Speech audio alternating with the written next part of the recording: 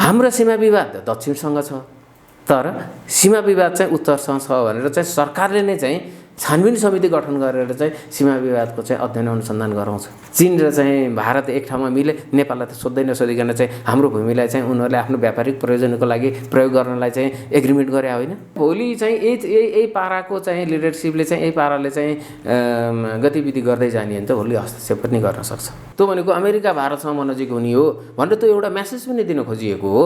त्यसले गर्दाखेरि चीनसँगको सम्बन्ध भनेको चाहिँ वास्तवमा चाहिँ अब सङ्कटपूर्ण स्थितितिर जाँदैछ। नेपालबाट चाहिँ तिब्बत टुक्राउने चाहिँ गतिविधि चाहिँ हुन सक्छ, यो चाहिँ अमेरिकन डिजाइनमा।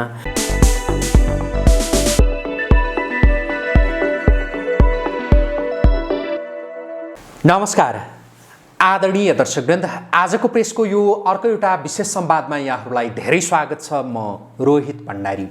दर्शकवृन्द, नेपाल भू राजनीतिक सङ्कटको भुमरीमा फस्दैछ भनेर केही विश्लेषकहरूले केही समयता विश्लेषण गर्दै आइरहेका छन्। त्यो भू राजनीतिक सङ्कटको भुमरी भनेको के हो, त्यस्तो सङ्कट कहाँबाट कसरी सृजना भएको छ र के त्यो सङ्कट नेपालले अब पार लगाउन सक्दैन? यदि लगाउन सकेन भने त्यसपछिको अवस्था के हुन सक्छ र पार लगाउनका लागि तत्काल नेपालले अब के गर्नुपर्छ, हामी यसमा केन्द्रित रहेर कुराकानी गर्दैछौँ। यसका लागि यति बेला हामीसँग स्टुडियोमा हुनुहुन्छ राजनैतिक विश्लेषक उद्धव सिग्दल। उहाँलाई म स्वागत गर्छु। स्वागत छ यहाँलाई। हजुर नमस्ते। आराम हुनुहुन्छ? ठिक छु। यहाँसँग मैले केही दिन अघि कुराकानी गरेको थिएँ, त्यसमा यहाँले भन्नुभएको थियो नेपाल भू राजनीतिक सङ्कटको भुमरीमा फस्दैछ भन्ने ठ्याक्कै यही शब्द त होइन, तर आशय यस्तै व्यक्त गर्नुभएको थियो। कस्तो खालको सङ्कट भन्नुहोस् त, आज अलिकति विस्तृतमा कुरा गरौँ। धन्यवाद रोहितजी। पहिलो कुरो त भू राजनीति भनेको चाहिँ त्यसको भौगोलिक अवस्थिति र अनि राजनीति, यो दुईवटा कुराबाट चाहिँ सुरु गर्नुपर्ने हुन्छ। नेपाल कहाँ अवस्थित छ, यो किन चाहिँ रणनीतिक रूपमा महत्त्वपूर्ण चाहिँ स्थान भन्न गयो, यो कुरालाई चाहिँ हामीले बुझ्यौँ भने अनि बल्ल यसबाट चाहिँ यसको भू राजनीतिक सङ्कट के हो भन्ने कुराहरूलाई हामीले थाहा पाउन सक्छौँ। जस्तो नेपाल भनेको दुई भीमकाय जनसङ्ख्या अर्थतन्त्रका बिचमा बसेको छ र त्यो जनसङ्ख्या र अर्थतन्त्रको बिचमा बस्नुको अर्थ के हो त भन्दाखेरि चाहिँ सारा विश्वको केन्द्र त्यहाँनिर हुन्छ। किनभने आजको चाहिँ उपभोक्तावादी समाजमा तपाईँको चाहिँ कुनै पनि चाहिँ शक्ति राष्ट्रले के गर्छ भन्दाखेरि चाहिँ उपभोक्ता धेरै कहाँ छन् र उसलाई चाहिँ कसरी म्यानेज गर्ने त्यतातिर चाहिँ फोकस गरिरहेको हुन्छ। जस्तो अमेरिकाको चासो नेपालमा किन भन्दाखेरि चाहिँ दुईवटा चाहिँ भीमकाय चाहिँ अर्थतन्त्र छन्, दुईवटा भीमकाय चाहिँ जनसङ्ख्या छ र त्यो जनसङ्ख्यालाई चाहिँ उसले उपभोक्ताको रूपमा चाहिँ बुझ्छ र उसले आफ्नो चाहिँ प्रडक्सनलाई चाहिँ त्यहाँनिर कसरी कन्जम्सन गर्ने अथवा व्यापार कसरी गर्ने त्यहाँ भनेर त्यसरी बुझिरहेको हुन्छ। र त्यो बुझ्ने क्रममा चाहिँ उसले प्रत्यक्ष रूपमा चाहिँ ती ठुला देशहरूमा, विशेष गरेर चाहिँ चीन र भारत हाम्रो जुन छिमेकीहरू छन्, ती ठुला देशहरूमा चाहिँ प्रत्यक्ष एउटा तहसम्म गर्छ र कतिपय अवस्थामा चाहिँ अप्रत्यक्ष रूपमा चाहिँ गर्नुपर्ने हुन्छ। र अप्रत्यक्ष रूपमा गर्नुपर्ने के हो त भनेर भन्दाखेरि चाहिँ ती दुईवटा राष्ट्रबाट चाहिँ मेरो चाहिँ जुन नम्बर 1 को ताज हो सन् 1990देखिको, त्यो ताजलाई कतैबाट खतरा छ कि छैन, त्यो खतरालाई तपाईँ न्यूनीकरण गर्नको लागि पनि उसले छेउछाउमा भएका देशहरू मार्फत नै चाहिँ ती देशहरूलाई चाहिँ चेक गर्ने काम गर्छ। र त्यो चेक गर्नको लागि चाहिँ कुन भूमि उपयुक्त हो त भनेर भन्दाखेरि चाहिँ चीनलाई चेक गर्नको लागि नेपाल एउटा भूमि उपयुक्त हुनसक्छ, चीनलाई चेक गर्न लागि ताइवान अर्को उपयुक्त भूमि हुनसक्छ, भारतलाई चेक गर्नको लागि नेपाल उपयुक्त भूमि हुनसक्छ, भारतलाई चेक गर्नको लागि अफगानिस्तान पनि हुनसक्छ, तर अफगानिस्तानबाट त फिर्ता भइसकेको अवस्थाहरू छ। त्यसले गर्दाखेरि नेपाल आज केही चाहिँ रणनीतिक महत्त्वका, विश्वका रणनीतिक महत्त्वका भूमिहरूमध्ये चाहिँ नेपाल पनि पर्दछ। जस्तो कोरियन पेनिन्सुला भयो, एउटा महत्त्वपूर्ण चाहिँ स्ट्राटेजिक पोइन्ट हो, अरेबियन पेनिन्सुला स्ट्राटेजिक पोइन्ट हो। त्यस्तै गएर चाहिँ तपाईँको चाहिँ साउथ चाइना सी, ताइवान पनि चाहिँ स्ट्राटेजिक चाहिँ पोइन्ट हो होइन, अथवा नर्थ इस्ट एसिया नै भनौँ स्ट्राटेजिक पोइन्ट हो भने तपाईँको चाहिँ नेपाल दुईवटा देशलाई कुनै न कुनै रूपमा चेक गर्नको लागि चाहिँ स्ट्राटेजिक पोइन्ट हो। त्यही भएको कारणले गर्दाखेरि चाहिँ नेपालमा चाहिँ जे जति हामी सङ्कटहरू देख्छौँ नि त्यो हामीले आफूले उत्पन्न गरेका सङ्कटहरू होइनन्, यो भू राजनीतिले उत्पन्न गरेका सङ्कटहरू हुन्। त्यसले गर्दाखेरि यो भू राजनीतिले उत्पन्न गरेको सङ्कटहरूलाई चाहिँ अब हामीले विगम्य रूपमा चाहिँ व्याख्या र विश्लेषण गरेर बुझेर हाम्रो राजनीतिक नेतृत्वले चाहिँ त्यो भू राजनीतिक सङ्कटलाई चाहिँ कसरी चाहिँ सामना गर्ने भन्नेतिर जानुपर्नेमा सङ्कट किन निम्ति हो भन्दाखेरि चाहिँ त्यो भू राजनीतिक सङ्कटलाई अथवा त्यो भू राजनीतिक चाहिँ एक्जिस्टेन्सलाई भन्दा पनि उसले सर्टेन आइडियोलोजीको कारणले गर्दाखेरि कहीँ कतै एकतिर गएर चाहिँ जोडिनुपर्छ भन्ने खालको चाहिँ जुन एउटा चाहिँ अवधारणाहरू चाहिँ बोकेको पाइन्छ हाम्रो राजनीतिक नेतृत्वले, त्यो नै आजको सबैभन्दा ठुलो सङ्कट हो। उनीहरूको भनौँ न त्यो स्वार्थ बुझ्न नसक्दा त्यो स्वार्थ सङ्कटमा परिणत हुँदैछ उनीहरूको हाम्रा लागि। एकदम उनीहरूको स्वार्थ बुझ्न नसक्दै गर्दाखेरिमा हामी सङ्कटमा पर्दैछौँ। अब जस्तो अमेरिकाको कुरा गर्नुभयो यहाँले, हो यसमा अलिकति विस्तृतमा हामी कुरा गरौँला। अब जस्तो भारतको स्वार्थ जो भारतको त यहाँ निकै पहिलादेखिको छ भनिन्छ होइन, उसले त यहाँ त्यो एकदमै त्यो माइक्रो लेभलमा नै गएर उसले यहाँ हस्तक्षेप पनि गर्छ भनेर भनिन्छ। भारतको त्यो प्रकारको स्वार्थ यता चीनको हेर्ने हो भने पनि पछिल्ला समयमा ऊ यसरी अगाडि बढिरहेको छ कि यहाँ कतिले थाहै पाएका छैनन्, कतिले थाहा पाएर पनि बुझ पचाएका छन्, कतिले चाहिँ धेरै बुझिसके भनेर पनि भनिन्छ। चीनको चाहिँ के छ नेपालमा? चीनको एउटै मात्रै स्वार्थ हो, उसको धेरै स्वार्थ छैन चीनको। अरूहरूको स्वार्थको पनि म जोडौँला। चीनको स्वार्थ एउटै मात्रै छ, उसको नेसनल सेक्युरिटीलाई नेपालबाट थ्रेट नहोस्। मूलतः त्यही नै हो, यति हो, एउटा हो उसको स्वार्थ।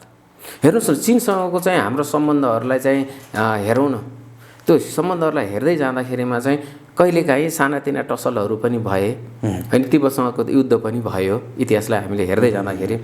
भनेपछि पछिल्लो समयमा आइसकेपछि विशेष गरेर चाहिँ पोस्ट वर्ल्ड वार सेकेन्ड पछि चाहिँ चीनसँगको हाम्रो सम्बन्धलाई हेर्दाखेरि चाहिँ त्यस्तो तनावपूर्ण सम्बन्ध कहिले पनि भएन। किन भएन भनेर भन्दाखेरि नेपालबाट चाहिँ चीनलाई त्यस्तो कुनै किसिमको नै सेक्युरिटी थ्रेट भएन, जसको कारणले गर्दाखेरि चीनले नेपालप्रति कुनै किसिमको पनि चासो दिएन। र यसको उदाहरण तपाईँ हेर्नुहोस्, नेपालमा राजशाही थियो, त्यो राणाकालमा पनि चाहिँ थियो, तर चाहिँ नोमिनल स्केलमा भयो। 2007 सालपछि चाहिँ एक हिसाबले भन्यो भने चाहिँ राजशाहीको प्रत्यक्ष शासन नै हो नेपालमा। र त्यो करिब 46-47 सालसम्म गयो। र त्यो बिचमा हेरौँ न, चीनले खोजेको के हो र चाहिँ नेपालले के दियो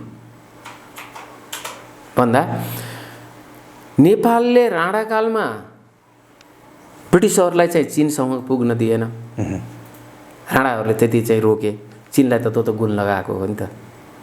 भने दोस्रो पछिल्लो पटकमा चाहिँ तपाईँको खम्पा विद्रोहलाई दबाएर नेपालले चीनसँगको चाहिँ सम्बन्धलाई चाहिँ निरन्तर रूपमा चाहिँ कायम राख्दै आयो। र जसले गर्दाखेरि चाहिँ चीनले नेपाललाई असल मित्रको रूपमा चाहिँ सधैँभरि बुझिरहेको हो। तर पछिल्लो समयमा के भयो भन्दाखेरि चीनको बुझाइ, नेपालमा चीन विरोधी गतिविधिहरू भए। अब त्यो गतिविधिहरू हुनुको अर्थ के हो त भन्दाखेरि हाम्रो नेसनल सेक्युरिटीमा थ्रेट भयो, जसले गर्दाखेरि चाहिँ चीन आक्रामक रूपमा त देखिँदैन, तर साइलेन्स रूपमा चाहिँ चीनले धेरै ठुलो व्यवस्थापन गर्यो। ल हेर्नुहोस्, नेपाललाई चीनले गरेको चाहिँ सहायता र अमेरिकाले नेपालले गरेको सहायता तपाईँले तुलना गर्नुभयो भने चाहिँ तुलना योग्य नै छैनन्। त्यति धेरै सहायता अमेरिकाले गरेको छ।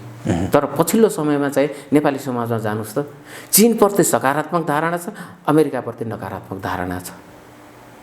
त्यो त चीनले बनाएको हो नि, को मार्फत बनायो त्यतातिर नजाउँ। कसरी बनायो त्यो चाहिँ, कसरी बनाउँदै गयो अचम्म भयो भने कि यो कसरी उसले म्यानेज गरिरहेको छ भनेर भन्दाखेरि त एउटा नेकपा भन्ने चाहिँ जब पार्टी भयो नि, त्यो पार्टी भइसकेपछि चाहिँ एमसिसीको मुद्दालाई जसरी त्यहाँनिर उछालिएर चाहिँ एमसिसीको बारेमा चाहिँ कति सत्यता होला कति प्रोपोगन्डा होला, आम नेपाली पिपुलमा चाहिँ के पुर्याइदियो त भन्दाखेरि चाहिँ एमसिसी पास गर्नु भनेको अमेरिकन सेना नेपाल प्रवेश गर्नु हो र त्यसपछि गएर हर नेपालीहरूलाई चाहिँ अमेरिकन सेनाले चाहिँ दुःख दिनु हो भन्ने खालको चाहिँ जुन एउटा मेसेज प्रभाव गरियो नि, त्यसले के गर्यो त भन्दाखेरि चाहिँ अमेरिकाप्रति चाहिँ नकारात्मक धारणा प्रभावित गर्नको लागि चाहिँ त्यहाँनिर चाहिँ देखियो। र त्योभन्दा अगाडि के थियो, सी जिनपिङको चाहिँ विचारधाराको बारेमा चाहिँ कम्युनिस्ट पार्टीमा प्रशिक्षण हुने होइन, तपाईँको चाहिँ भातृत्वको सम्बन्धको स्थापित गर्ने होइन, यो दुनियाँ चाहिँ त्यो जुन छ नि त्यहाँ मार्फत चाहिँ एउटा त्यो देखियो। दोस्रो तपाईँले चाहिँ कति अब्जर्भ गर्नुभएको छ रोहितजी, मैले पनि सामान्य अब्जर्भ गरेको छु, अझ म यतातिर खोज नीति गर्न खोजिरहेको छु। नेपालमा जति पनि डेभलपमेन्टका कन्ट्र्याक्ट्सहरू हुन्छ नि अधिकांश चिनिया कम्पनीहरू लिएको छ र तिनीहरूले चाहिँ त्यो काम गरेर पनि चाहिँ पिपुलको चाहिँ मन जित्ने प्रयत्नहरू गरिरहेको अवस्थाहरू पनि देखिन्छ। कतिपय अवस्थामा चाहिँ कन्ट्र्याक्ट लिने, टाइममा काम सकिदिने, त्यसपछि त्यसलाई ह्यान्डओभर गरिदिने, त्यो गर्दै गर्दाखेरिमा त चिनले त हामीलाई गर्दो रहेछ है भन्ने खालको आम नेपाली जहाँ जहाँ चाहिँ त्यो कन्ट्र्याक्ट अनुसारको चाहिँ डेभलपमेन्टका कामहरू भइरहेका छन्, इन्फ्रास्ट्रक्चरका कामहरू भइरहेका छन्, त्यहाँनिर चाहिँ त्यो एउटा पोजिटिभ म्यासेज पनि गएको देखिन्छ। भने अब अर्को चाहिँ यस्तो देशमा आफ्ना जासुसहरू चाहिँ पठाएर चाहिँ त्यहाँबाट चाहिँ काम गर्ने भनेका चाहिँ त्यही स्वाभाविकै हुन्। त्यो चाहिँ हामी शक्ति राष्ट्रहरूको चाहिँ जो कोहीले पनि त्यो गर्छन्, त्यो सामान्य त्यो मार्फत पनि गरिरहेको छ। र आज तपाईँले आम नेपालीमा केही झुन्ड बाहेक, केही झुन्ड छन् बाहेक आम नेपालीहरूमा तपाईँले चिनप्रतिको चाहिँ एउटा सकारात्मक धारणा मात्रै पाउनुहुन्छ। चिनले गलतै गर्दाखेरि पनि चाहिँ गलत गर्यो भनेर भन्न सक्ने स्थितिमा चाहिँ चिनले पुर्याइरहेको छ। अर्थात् नेपाली नागरिकको चाहिँ मस्तिष्क व्यवस्थापन गर्नको लागि चाहिँ जसरी पश्चिमाहरूले चाहिँ एनजिओ मार्फत चाहिँ गरेका थिए त्योभन्दा पनि चाहिँ जबरजस्त रूपमा चाहिँ चिनले गरिसकेको मस्तिष्क व्यवस्थापन आफ्नो तर्फमा चाहिँ सकारात्मक बनाउने कुराहरूमा। त्यसले गर्दाखेरि अहिलेको चाहिँ चिनले चाहिँ सबैभन्दा चाहिँ के च्यालेन्ज चाहिँ फेस गरिरहेको छ भन्दाखेरि त एक टिबेटियन रिफ्युजी, त्यो च्यालेन्ज चाहिँ उसले फेस गरिरहेको छ। किनभने बेला बेलामा चाहिँ टिबेटियनहरू चाहिँ बाहिर निस्किदिने, नारा जुलुस गर्ने, अनि त्यसपछि गएर त्यसले चाहिँ कुनै न कुनै रूपमा चाहिँ तिब्बतका मुद्दालाई चाहिँ स्वतन्त्र तिब्बतका मुद्दालाई चाहिँ उछालिरहने, जसले गर्दा एउटा त्यो खतरा मानिरहेको छ। भने अर्को के हो त भन्दाखेरि चाहिँ अमेरिकाको नजिक सम्बन्ध भएकाहरू मार्फत चाहिँ चीन विरोधी गतिविधिहरू नेपालमा पनि भइरहेको छ भन्ने खालको उसको पनि फेरि अर्को अब्जर्भेसन छ। जसले गर्दाखेरि चाहिँ चीन अब नेपालबाट चाहिँ मलाई सेक्युरिटी थ्रेट हुन्छ भन्ने कुरामा चाहिँ ऊ आश्वस्त भयो र त्यसपछि गएर उसले निरन्तर रूपमा चाहिँ आफ्नो गतिविधिहरूलाई चाहिँ व्यापकता दिइरहेको छ। कतिपय त भिजुअल छन्, कतिपय चाहिँ इनभिजिबल छन् र त्यो कन्टिन्यू रूपमा चाहिँ गइरहेको छ। त्यति मात्र नभएर उसले चाहिँ डिप्लोमेटिक हिसाबले पनि उसले चाहिँ त्यो खालको चाहिँ अभ्यासहरू पनि गरिरहेको छ।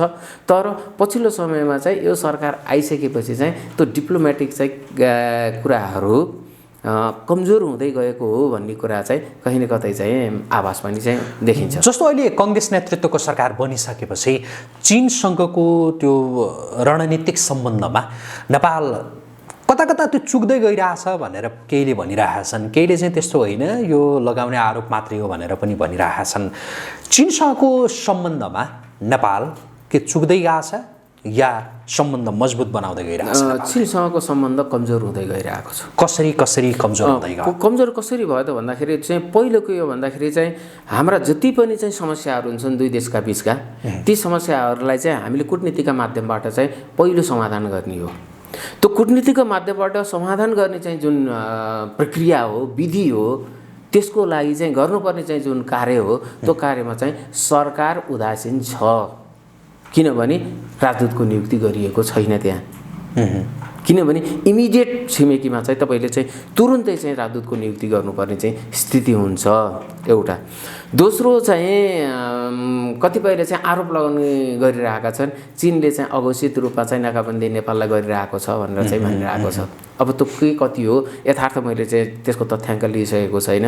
र जति चाहिँ आयात हुनुपर्ने हो चीनबाट चाहिँ नेपालतिर त्यो आयात हुने सामग्रीहरू आयात हुन सकिरहेका छैनन् अर्थात् कतिपय बोर्डर पारी नै चाहिँ लामो समय चाहिँ बस्ने, जसले गर्दाखेरि चाहिँ व्यापारमा चाहिँ त्यसले चाहिँ तलमाथि गराइरहेको छ भन्ने खालको आरोपहरू पनि लगाइरहेको छ। सायद त्यो एउटा चाहिँ हाम्रो डिप्लोमेटिक चाहिँ फेलर पनि त्यो हुनसक्छ। ट्रेड डिप्लोमेसी जुन हो त्यो पनि फेलर हो कि जस्तो चाहिँ एउटा त्यो देखिन्छ। त्यसले गर्दा दोस्रो कारण चाहिँ त्यो भयो। तेस्रो कारण के हो त भन्दाखेरि चाहिँ हाम्रो सीमा विवाद दक्षिणसँग छ, तर सीमा विवाद चाहिँ उत्तरसँग छ भनेर चाहिँ सरकारले नै चाहिँ छानबिन समिति गठन गरेर चाहिँ सीमा विवादको चाहिँ अध्ययन अनुसन्धान गराउँछ। यो आम नागरिकले पनि चाहिँ विश्वास गर्न नसकिने कुराहरू के। त्यसले गर्दाखेरि त्यो सीमा विवादलाई तपाईँ त पहिले त डिप्लोमेटिक चाहिँ वेबाट गर्नुपर्छ नि त। सुकेको त्यहाँनिर हो सरकार।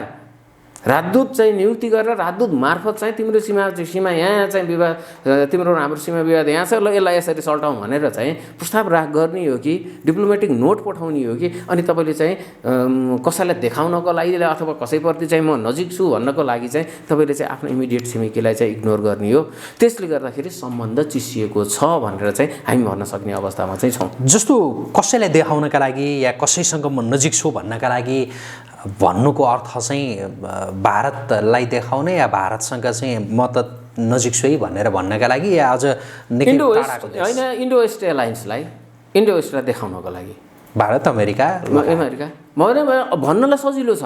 Democratic alliance, democratic countries, international democratic कम्युनिटीलाई देखाउनको लागि चाहिँ मैले यो गरेँ, त्यो प्रश्न छ। र त्यसले अर्को मेसेज पनि दिइरहेको छ, म तिमीहरूसँग नजिक हुने होइन, म त इन्टरनेसनल डेमोक्रेटिक कम्युनिटीसँग नजिक हुने हो, त्यो भनेको अमेरिका भारतसँग म नजिक हुने हो भनेर त्यो एउटा मेसेज पनि दिन खोजिएको हो। त्यसले गर्दाखेरि चीनसँगको सम्बन्ध भनेको चाहिँ वास्तवमा चाहिँ अब सङ्कटपूर्ण स्थितितिर जाँदैछ। चीन बिस्तारै चिडिरहेको छ। तपाईँहरू उसको भेटघाटलाई, राजदूतको भेटघाटलाई पनि हेर्नुहोस् न। एकजना चाहिँ एकाडेमिक मान्छे नै हुन्, उनले एउटा आर्टिकल लेखे नेपालको नेसनल न्युज पेपरमा। आर्टिकल लेखिसकेपछि चाहिँ इमिडिएट कति छिटो रेस्पोन्स गर्छ चाइनाले भन्ने कुरा। इमिडिएट चीनका लागि नेपालको राजदूत हाउ याङछीले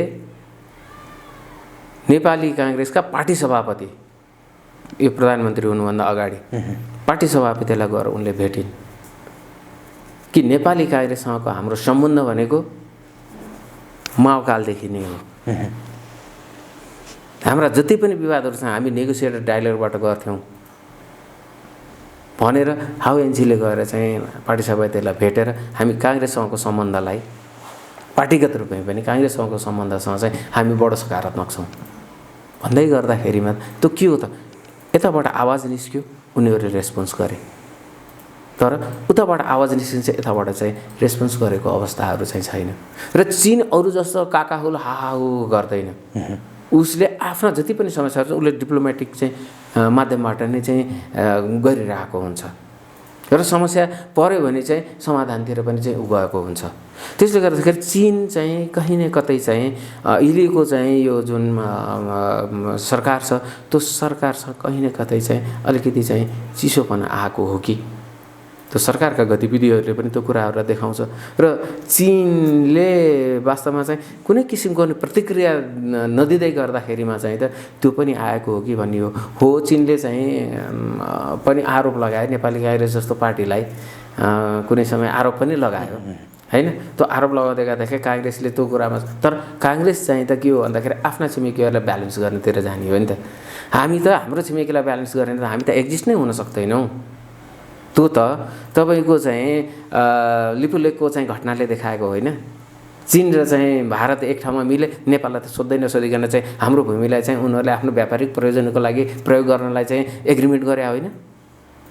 त्यसले गर्दाखेरि हामीले ब्यालेन्स गरेर हामी खुम्चिएर बस्नु पर्ने हुन्छ। त्यसले गर्दाखेरि यसलाई ब्यालेन्स गर्नुपर्ने जरुरी हो। यसतर्फ चाहिँ यो सरकार न नजिक न टाढाको सम्बन्ध एकदमै राख्न सक्नुपर्छ र हामीले हाम्रो स्वार्थमा उनीहरूलाई चाहिँ उनीहरूको स्वार्थलाई चाहिँ हामीले ख्याल गरिदिने हो हरेकको स्वार्थलाई ख्याल गरेर दिनुपर्छ। जस्तो उसको इन्टरनल सेक्युरिटीको चाहिँ अथवा उसको चाहिँ नेसनल सेक्युरिटीको चाहिँ थ्रेट हो भने त्यो थ्रेट हामीबाट हुँदैन भनेर हामीले आश्वस्त पनि पार्नुपर्छ र उसबाट चाहिँ ऊ एउटा विकसित चाहिँ देश हो, त्यो विकसित देशबाट चाहिँ हामीले कति चाहिँ बेनिफिट लिन सक्छौँ, त्यो बेनिफिट चाहिँ हामीले म्याक्सिमाइज गर्ने हो। यो नै हाम्रो चाहिँ अन्तर्राष्ट्रिय सम्बन्ध भनेको अथवा तपाईँको चाहिँ विदेश नीति भनेको के हो भन्दा फरेन डोमेस्टिक चाहिँ पोलिसीको चाहिँ एक्सटेन्डेड फर्म नै हो। अहिले एकजना त्यो राजदूत नियुक्ति गर्न पनि सरकारले त्यो नसकेको कि आलटाल गरेको कि व्यवस्था गरेको कि के होला? यो आलटाल गरेको, यो आलटाल गर्दै गर्दा सरकारलाई फाइदा के? सरकारले कसलाई के देखाउन, के सङ्केत दिन खोजिरहेको छ? होइन, आलटाल किन गरियो भनेर भन्दाखेरि चाहिँ प्राथमिकतामा परेन। प्राथमिकता को पर्यो? अमेरिका पर्यो। प्राथमिकता को पर्यो? बेलायत पर्यो। प्राथमिकता को पर्यो? भारत पर्यो। राजनीतिक त्यही होइन, चीन प्राथमिकतामा परेन। प्राथमिकता नपर्ने बित्तिकै सम्बन्ध प्राथमिकतामा पर्दैनन्। र त्यो म्यासेज के हो त भन्दाखेरि हे म तिमीहरूसँग नजिक छु, उसलाई मैले प्राथमिकतामै राखेको छैन, म्यासेज दिए हो त। यसले गर्दाखेरि चाहिँ यो यस्ता अन्तर्राष्ट्रिय चाहिँ जुन विषयहरू छन्, यो अन्तर्राष्ट्रिय विषयहरू अत्यन्त संवेदनशील विषयहरू हुन्। यो संवेदनशील विषयमा सरकार अत्यन्त संवेदनशील हुनुपर्दछ। त्यो संवेदनशीलता चाहिँ देखिएन भन्ने कुरा हाम्रो गुनासो हो। चीनसँगको यो सम्बन्ध यहाँले भने जस्तै केही त्यो बिग्रिँदै गएको हो भनेदेखि यसको दुर्गामी असर के पर्न सक्छ, के हुन सक्छ? अब दुर्गामी असर त धेरै ठुलो पर्न सक्छ। अब के हुन सक्छ? होइन, दुर्गामी असरको बारेमा त म बोल्नै पर्दैन। नेपालमा पछिल्लो पटक चिनिया राष्ट्रपति सी जिनपिङ आएर राष्ट्रपतिकै लिए आयोजना गरेको भोजमै बोले होइन, चीन विरुद्ध कुनै पनि चाहिँ गतिविधि कसैले गर्छ नि त्यसको के पनि बाँकी राखिँदैन। त्यही शब्द त प्रयोग नगरौँ, त्यसको अर्थ के हो? त्यही हो दुर्गामी असर भनेको चाहिँ। यदि हाम्रो यो भूमिबाट चाहिँ चीन विरोधी कुनै पनि गतिविधि भयो भने चाहिँ उसले कसैलाई पनि बाँकी राख्दैन। त्यो त अहिलेका हाम्रो शीर्ष राजनीतिक नेतृत्वदेखि लिएर राजनीतिक कर्मीहरू सबैलाई थाहा छ। तर त्यति हुँदै गर्दाखेरिमा पनि अझै पनि चाहिँ यसो यो माहौलहरू हेर्दाखेरि तपाईँको चाहिँ विभिन्न चाहिँ व्याख्या र विश्लेषणहरू आउँदै गर्दाखेरिमा चाहिँ डेमोक्रेटिक अलायन्स भनेर चाहिँ जुन भनिएको छ त्यो भने चाहिँ कहीँ न कतै चाहिँ पोलराइजेसन्सको कुरा हो। डेमोक्रेटिक चाहिँ अलायन्स भन्ने बित्तिकै चाहिँ डेमोक्रेटिक पार्टीहरू जति चाहिँ इन्डो वेस्टको चाहिँ खित्तामा जाने र त्यसपछि गएर चाहिँ लेफ्ट र चाहिँ सेन्ट्रल लेफ्टहरू जति चाहिँ तपाईँको चिनिया कितातिर जाने त्यस्तो खालको स्थिति निर्माण गर्न खोजिएको हो। यसले त पोलराइजेसन लिएर आउँछ। तपाईँ आफै भित्र पोलराइजेसन आउँछ, अनि त्यो पोलराइजेसन आयो भने तपाईँले सम्हाल्न सक्नुहुन्छ?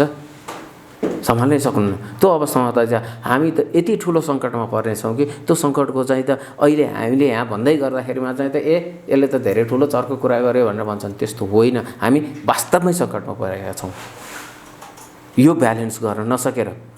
र यो ब्यालेन्स कसरी गर्ने भन्ने कुराहरू हामी सिक्न पनि चाहेनौँ। हिजो गरे त राजाहरूले ब्यालेन्स त गरे हो त। इन्डियालाई पनि ब्यालेन्स गरे हो, अमेरिकालाई पनि ब्यालेन्स गरे हो, बेलायतलाई पनि गरे हो, तपाईँको चाहिँ चिनलाई पनि ब्यालेन्स गरे, सबैलाई ब्यालेन्स गरेर नेपाल एक्जिस्ट भएर यहाँसम्म आएको हो। अहिले चाहिँ अहिलेका नेताहरूमा चाहिँ त्यो क्षमता नपुगेको या आफ्नो त्यो स्वार्थ अनुसारका काम गर्नु भएर चाहिँ यस्तो भाव? कपासिटी एउटा त कपासिटीको कुराहरू पनि भयो र अनि दोस्रो के हो भन्दाखेरि चाहिँ पिपुललाई कुनै पनि चाहिँ निर्णायक तहमा चाहिँ सामेल नगराउँदै गर्दाखेरिमा चाहिँ नेताहरूको चाहिँ जुन स्वेच्छाचारीपन हो त्यो स्वेच्छाचारीपनमा चाहिँ उनीहरू पहिले कहीँ न कतैबाट गाइडेड भए। त्यो गाइडेड हुँदाखेरि चाहिँ उनीहरू त्यहाँबाट चाहिँ बाहिर निस्किन नसकेको हो। जस्तो यही संविधान पनि 5 जना नेताले बनाएको, त्यो 5 जना नेतालाई कसले गाइड गर्यो? त्यो पनि छरपष्ट रूपमा बाहिर आइसकेको छ। र त्यो पन्जाबाट चाहिँ बाहिर निस्किन नसक्दै गर्दाखेरिमा चाहिँ यो स्थिति चाहिँ आएको हो। त्यसले गर्दाखेरि अझै पनि चाहिँ समस्या भनेको त्यही नै छ कि पहिलो राष्ट्र हो कि पहिलो म हो।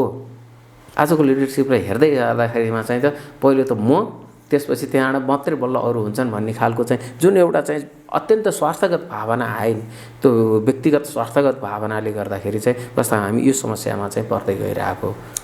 अब यता भारतबाट नेपालमाथिका सङ्कटहरूका विषयमा भारतको त 1947 पछि भारत स्वतन्त्र भइसकेपछि को भारतको एउटै मात्रै हो, नेपाललाई कसरी प्रोटेक्टेड स्टेट बनाउने। उसको एकदम ओपन छ फेरि त्यो प्रोटेक्टेड स्टेट बनाउने। त्यो प्रोटेक्टेड स्टेट बनाउन उसले माइक्रो म्यानेजमेन्टको हरेक तहमा उछिर्न चाहन्छ र ऊ हिजोका दिनमा त्यो रूपमा चाहिँ छिर्दै पनि आइरहेको। किनभने तपाईँको चाहिँ 2007 साल पछि त नेपालमा प्रजातन्त्र आइसकेपछि त्यो हाम्रो क्याबिनेटमा चाहिँ त्यहाँको रिप्रेजेन्टेटिभ त बस्थ्यो त। त्यही हो म्यानेजमेन्ट भने। उसले त्यस्तै खालको प्रोटेक्टेड स्टेट चाहिँ खोजे हो र त्यो प्रोटेक्टेड स्टेट खोज्दै गर्दाखेरिमा चाहिँ उसले हरेक ठाउँमा चाहिँ हस्तक्षेप गर्छ र त्यो हस्तक्षेपलाई हामीले कसरी रोक्ने भन्ने कुरामा चाहिँ हाम्रो आफ्नो चाहिँ बुता हुनुपर्छ। र त्यो बुता चाहिँ देखिएन। किन भन्दाखेरि चाहिँ हरेक मुभमेन्टमा चाहिँ इन्डियाले हामीलाई सहयोग गरेको छ, डेमोक्रेटिक मुभमेन्टमा। त्यो हस्तक्षेप यता चिनको चाहिँ छैन होइन, हस्तक्षेप नै चाहिँ अहिलेसम्म हस्तक्षेप नै चाहिँ छैन चिनको। त्यस्तो उसले बिस्तारै खेल्न चाहिँ खोजिरहेको होइन, हस्तक्षेप नै छैन। भोलि चाहिँ यही पाराको चाहिँ लिडरसिपले चाहिँ यही पाराले चाहिँ गतिविधि गर्दै जाने भने त भोलि हस्तक्षेप पनि गर्न सक्छ। त्यो सम्भावना पनि छ। त्यो सम्भावना पनि छ। त्यसमा चाहिँ भारतको चाहिँ के भन्दाखेरि एउटा प्रोटेक्टेड स्टेट बनाउने एउटा उसको स्वार्थ त्यहाँनिर देखिन्छ र अनि दोस्रो स्वार्थ उसको चाहिँ सेक्युरिटीकै स्वार्थ हो फेरि कि नेपालको भूमिबाट चाहिँ भारतको चाहिँ इन्टरनल सेक्युरिटीमा चाहिँ अथवा उसको नेसनल सेक्युरिटीमा कुनै किसिमको थ्रेट नै नआओस्। त्यो चाहिँ साझा स्वार्थै छ होइन, चिनको पनि र भारतको पनि साझा स्वार्थ हो। त्यो सेक्युरिटी थ्रेट नआओस्। तेस्रो भनेको चाहिँ उसले चाहिँ नेपालबाट चाहिँ लिने भनेको के हो त भन्दाखेरि चाहिँ रिसोर्सेसहरू हो। रिसोर्सेस भन्दा विशेष गरेर वाटर रिसोर्सेसहरू। अबको चाहिँ भारत भनेको चाहिँ सबैभन्दा ठुलो क्राइसिस भनेको वाटरको क्राइसिस हुँदैछ भारतमा। उसको झन्डै चाहिँ 20-22वटा राज्यमा चाहिँ पानीको सङ्कट हुन्छ। अनि त्यो पानीको सङ्कटको लागि चाहिँ त नेपालबाट जाने चाहिँ नदीहरूलाई त्यही अनुसारले चाहिँ व्यवस्थापन गर्नु पऱ्यो नि त। त्यसले गर्दा त्यस्तो स्वार्थ भनेको चाहिँ उसको त्यो हो। र अनि चौथो स्वार्थ भनेको चाहिँ भारतको के हो त भन्दाखेरि चाहिँ हिजोको दिनमा भारतीय नागरिकहरू पनि के चाहन्थे, यो नेपाल हिन्दू राष्ट्र थियो र यो जुन सांस्कृतिक चाहिँ जुन हाम्रो चाहिँ सम्बन्धहरू हो त्यो सांस्कृतिक सम्बन्धहरू पनि चाहिँ कायम राखिराखोस्। भारतको धेरै स्वार्थ छन् रादर देन चाइना होइन। किनभने हाम्रो ल्यान्डस्केप नै चाहिँ त्योसँग चाहिँ नजिकताको छ कि अनि जसले गर्दाखेरि उसको स्वार्थहरू चाहिँ नेपालमा धेरै छन्। हो यी स्वार्थहरूलाई चाहिँ हामीले कसरी चाहिँ ह्यान्डल गऱ्यौँ त भारतसँग भनेर भन्दै जाँदाखेरिमा चाहिँ त हामीले दिन धेरै दिएका छौँ तर दिएर जस पनि पाएका छैनौँ कि। यो भारतको हस्तक्षेप चाहिँ नि नेपालले रोक्न सक्दैन? सक्छ। कसरी सक्छ? हो यही हो तपाईँको त्यस्तो खालको चाहिँ फरेन पोलिसी र चाहिँ डिप्लोमेसी हुनु पर्यो जसले गर्दाखेरि चाहिँ दुईवटा चाहिँ छिमेकी राष्ट्रहरूलाई चाहिँ समन्वय गर्न सक्ने।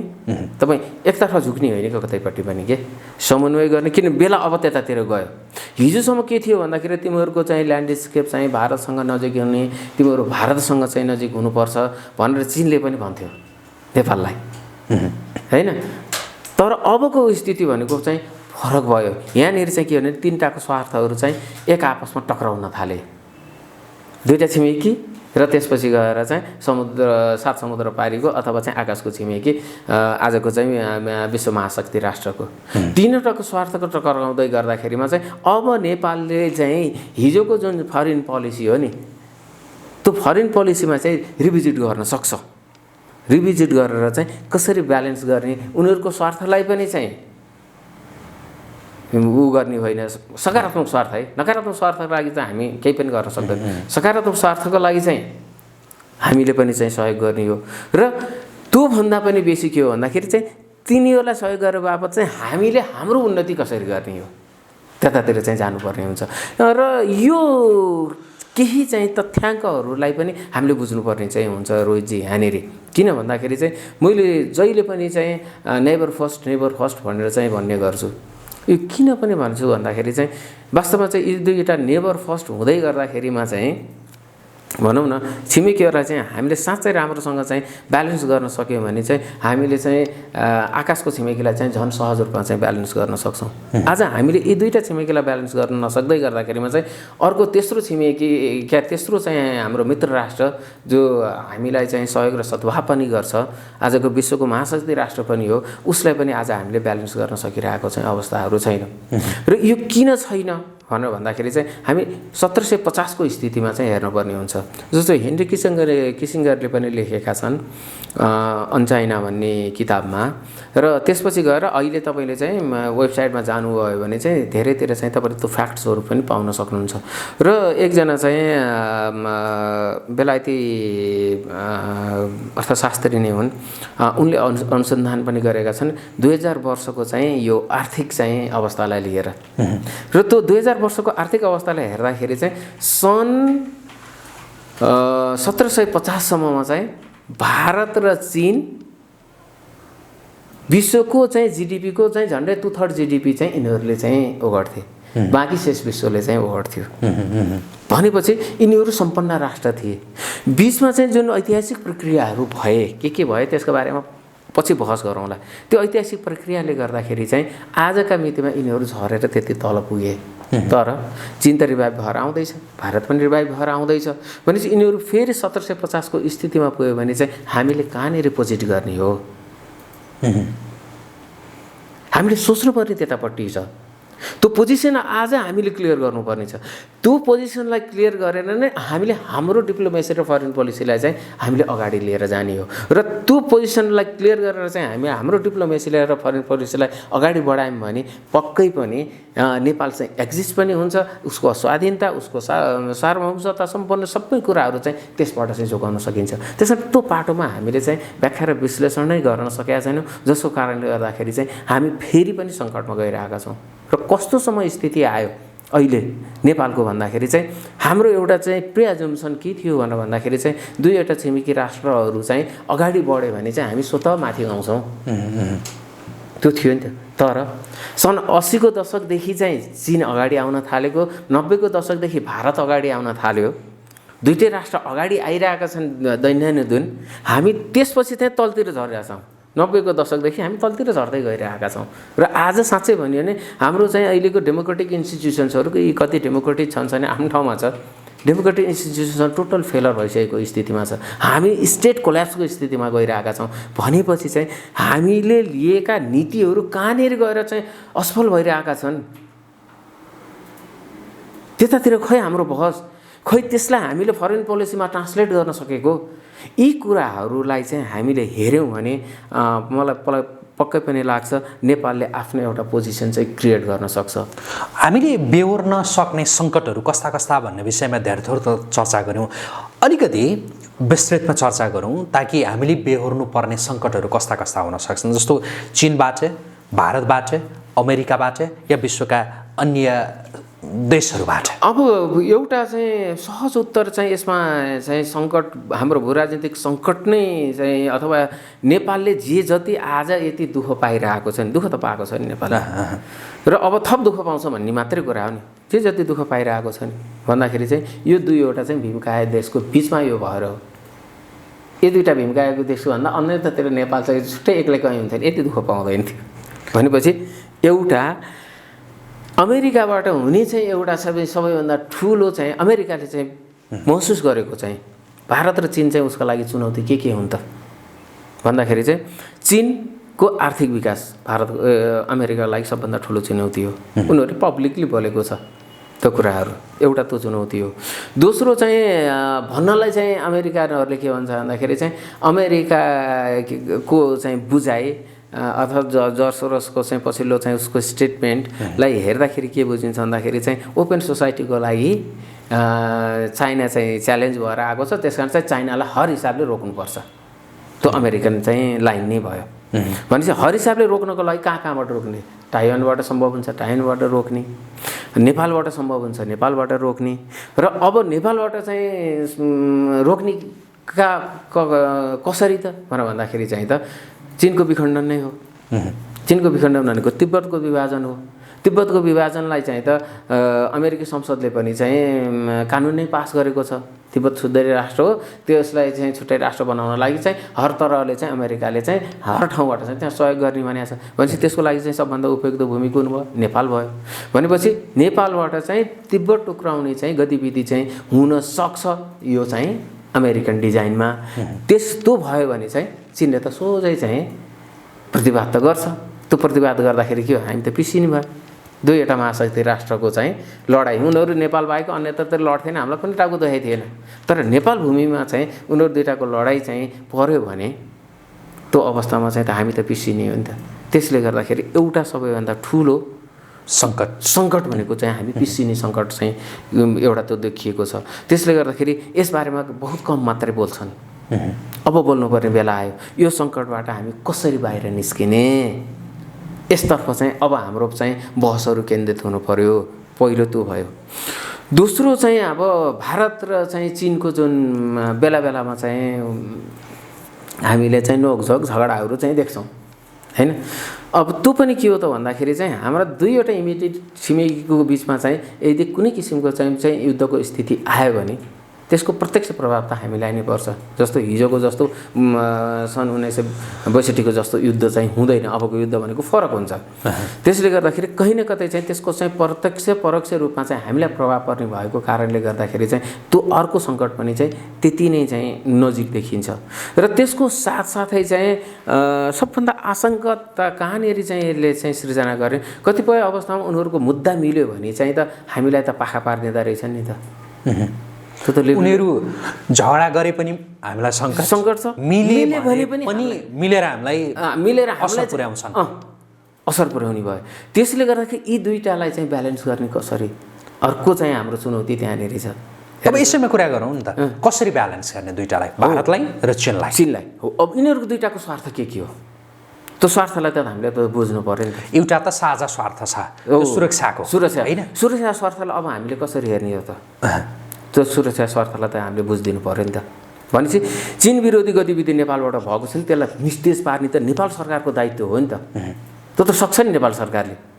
हामी छिमेकी बेगर चाहिँ बस्न सक्दैनौँ, त्यस कारण चाहिँ तिम्रो स्वार्थलाई हामी हेर्दै गरौँला। अहिले हामीलाई इमिडिएट एक्जिस्ट हुनको लागि चाहिँ हामीले चीनसँग चाहिँ को चाहिँ स्वार्थलाई चाहिँ सिद्ध गर्नुपर्ने भयो भनेर हामीले चाहिँ सुपर पावरलाई पनि त भन्न सक्नु पर्यो नि त। अब जस्तो नेपालले बारम्बार भनिरहेछ नि, त्यो त जस्तो नेपाल एक चीन नीतिप्रति प्रष्ट छ, प्रतिबद्ध छ भनेर त बारम्बार भनिरहेकै छैन। अब थप के गर्नु पर्यो? अभ्यासमा हेरौँ न, अभ्यासमा त देखिएन नि त। जस्तो के चाहिँ गर्नु पर्यो त नेपाल? हो, जस्तो सुपुर्दगी हामी गर्न सक्दैनौँ, टिबेटियन रिफ्युजीहरूलाई हामी सुपुर्दगी गर्न सक्दैनौँ किनभने यो डेमोक्रेटिक कन्ट्री हो। तर टिबेटियन रिफ्युजीहरूलाई चाहिँ क्याम्पभित्रै त हामी राख्न सक्छौँ नि त। उनीहरूलाई बाहिर गतिविधि गर्न दिन त रोक्न सक्छौँ नि त। किन चाहिँ बाहिर गतिविधि गर्न निस्किन्छन् कतिपय अवस्थाहरूमा? त्यो त झस्काएको हो नि त। त्यो त हाम्रो अभ्यासले त दिएन नि त।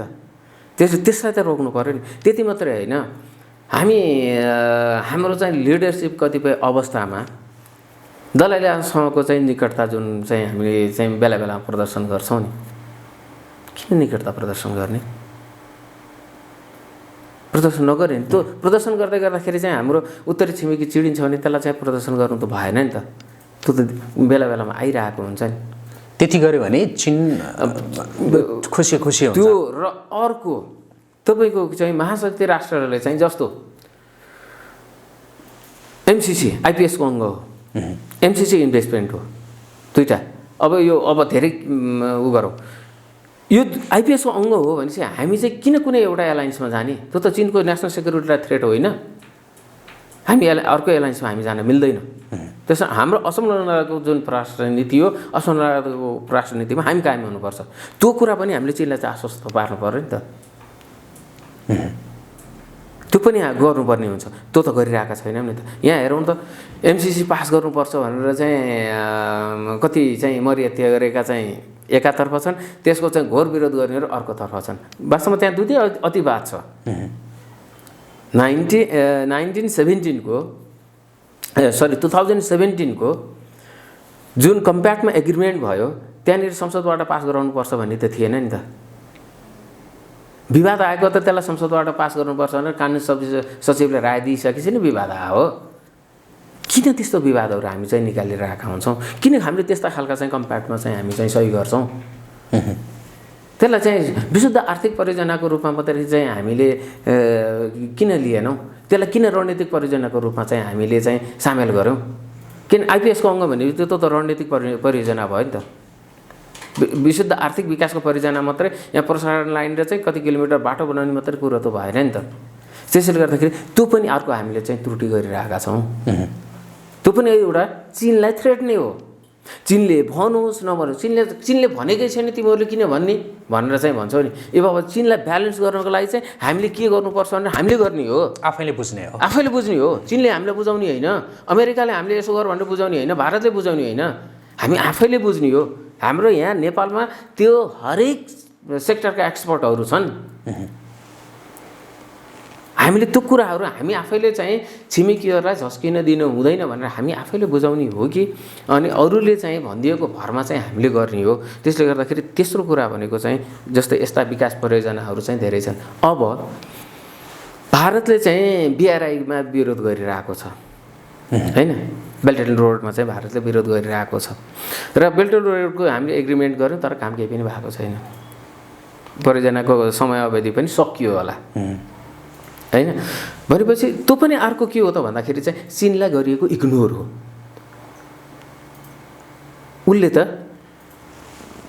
इन्भेस्टमेन्ट गर्न आइरहेको हो नि, त्यो लगानीले चाहिँ त यही नै त्यहाँबाट आएको मुनाफा चाहिँ त यहीँको विकासमा चाहिँ म अनुदान दिन्छु भन्दै गर्दाखेरि त एउटा चाहिँ साझा भविष्यको लागि चाहिँ त हामी सँगै काम गरौँ भन्ने खालको उसको चाहिँ जुन योजना हो त्यसमा त कुनै असर गर्ने कुरा थिएन।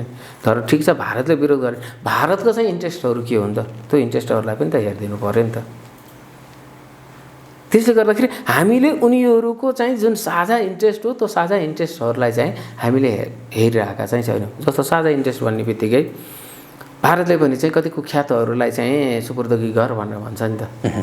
यो कुख्यातहरू सुपुर्दगी गर्दिए हुन्छ, पोलिटिकल आसन सिकरलाई चाहिँ हुँदैन, तर आपराधिक गतिविधिलाई त सुपुर्दगी गर्नु त पर्छ नि।